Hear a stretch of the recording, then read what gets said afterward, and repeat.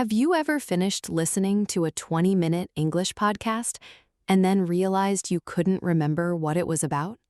You heard English for 20 minutes. The voices were there, the words were there, the sound never stopped, but somehow, almost nothing stayed in your mind. If that has happened to you, don't worry. It doesn't mean you're bad at English. It may simply mean you were hearing English instead of listening to English. Those sound like the same thing, but your brain treats them very differently. My name is Emma, and this is Train Your English Brain. Today, I want to tell you about a student named Daniel. Daniel was very motivated. Every day, he listened to English while cooking, while cleaning his apartment, while driving to work, while exercising. He told me proudly, "Emma, I listen to English almost 3 hours every day." That sounded impressive, but a month later, he looked disappointed. "My listening hasn't improved. I don't understand why." So I asked him one simple question. When you listen, what are you actually paying attention to? He thought for a moment, then he smiled. "I guess I'm not really paying attention." That answer explained everything. Imagine you are sitting in a cafe. Music is playing, people are talking, coffee machines are making noise. You hear all of it, but are you really listening? Probably not. Your ears receive the sounds, but your brain ignores most of them. Now imagine your friend suddenly says your name. Immediately, your attention changes. Without trying, your brain begins focusing on every word. The sounds didn't change, your attention did. Learning English works the same way. There is a big difference between hearing English and listening to English. Hearing happens automatically. Listening is something you choose to do. Daniel believed that more hours automatically meant more progress. But time alone doesn't train your brain. Attention does. So I gave him a small experiment. For 1 week, instead of listening for 2 hours while doing other things, he listened for only 10 minutes. But during those 10 minutes, his phone stayed on the table. The television was off. He didn't cook. He didn't check messages. He simply listened. Before pressing play, I gave him one question. What is the speaker trying to tell me?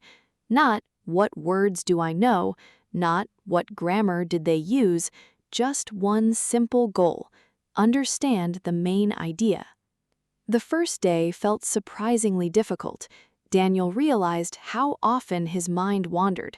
Sometimes he thought about work, sometimes about dinner, sometimes about tomorrow. His ears stayed with the podcast, his brain did not. That happens to all of us. Our attention is like a flashlight. Wherever it points, learning becomes stronger. A few days later, Daniel noticed something interesting. 10 focused minutes taught him more than an hour of background listening.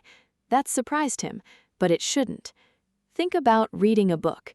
You can stare at one page for 5 minutes, then suddenly realize you don't remember a single sentence. Your eyes saw every word, but your attention was somewhere else. Listening works exactly the same way. Many learners believe English improves just by playing podcasts all day. Background listening can help your ears become familiar with the rhythm of English, but familiarity alone isn't enough. Your brain also needs moments of active attention. Imagine going to the gym. Would holding a dumbbell while watching television build strong muscles? Probably not. You need to actually lift it. Your brain also needs exercise. Listening is mental exercise. Daniel asked me, "So should I stop listening while I cook?" I said, "Not at all. Passive listening still has value. It helps English become a normal part of your day. It helps your ears become comfortable with the sounds. But don't confuse passive exposure with active practice. They're partners, not replacements. Think about learning to play the piano. Listening to beautiful music every day is wonderful. It teaches your ears. But eventually, you must sit down and touch the keys yourself. English is no different. Both kinds of listening matter. They simply do different jobs. So I taught Daniel a simple routine: 5 minutes of focused listening, then 1 minute to answer 3 questions. What was the topic? What was one new idea? What sentence do I remember? That was all. Nothing complicated. After 2 weeks, he came back smiling. He said, "I remember much more now." Not because he had listened longer, because he had listened differently. One afternoon, Daniel told me something I loved hearing. He said, "I've stopped trying to hear every word. Instead, I listen for meaning." That small change made a huge difference. Many learners think successful listening means understanding every sentence perfectly. But real listening isn't about collecting every word. It's about following the message. Even native speakers don't remember every word of every conversation. They remember the ideas, the emotions, the story. You can do the same. The next time you listen to English, ask yourself one question before you press play. What am I listening for? A story? Advice? An opinion? A solution? Giving your brain a purpose changes everything. Without a purpose, your attention drifts. With a purpose, your brain begins searching for meaning, and that is when learning becomes much more powerful. Months later, Daniel sent me another message. He said, "I still listen while I drive, I still listen while I cook, but every day I also spend 10 minutes doing nothing except listening." Then he added one more sentence: "Those 10 minutes changed my English." I wasn't surprised, because real improvement often comes from small habits done with full attention.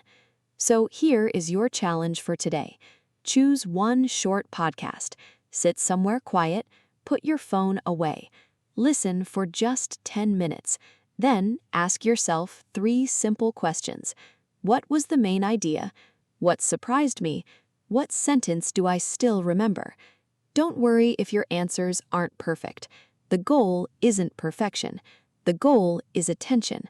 Because hearing English fills your ears, listening to English trains your brain, and over time, that difference changes everything. My name is Emma. I will see you in the next episode.